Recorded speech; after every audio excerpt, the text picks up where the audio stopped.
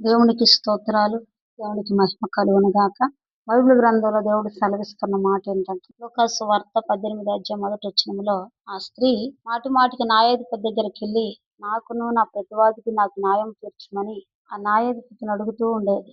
ఆ న్యాయాధిపతి కఠినాత్ముడు, గర్వాంధుడు, ఎవరికి మనుషులకు భయపడ్డు, దేవుడికి భయపడని వాడు. అలాంటి వ్యక్తి మనుషులను చూసి జాలిపడి కనికరపడేవాడు కాడు. ఆ స్త్రీ మాటి మాటికి తన దగ్గరికి నాకు న్యాయం తీర్చమని వెళ్ళినప్పుడు ఆ న్యాయాధి కఠినాత్ముడైన మనస్సు మారిపోయింది. తన హృదయంలో అనుకుంటాడు, అయ్యో నేను ఒక న్యాయం చేస్తే మరలా నా దగ్గరికి రాదు కదా, తనకి ఏం అవసరమో అది నేను తీరిస్తే అని తనలో తాను అనుకొని తనకు కావలసిన అవసరాన్ని ఆ న్యాయాధిపతి తీరుస్తాడు. ఇప్పుడు యేసయ్య కూడా మనకి సెలవిస్తున్న మాట ఏంటంటే, మీరు నిస్సుక్కోక నిత్యము ప్రార్థన చేయాలి.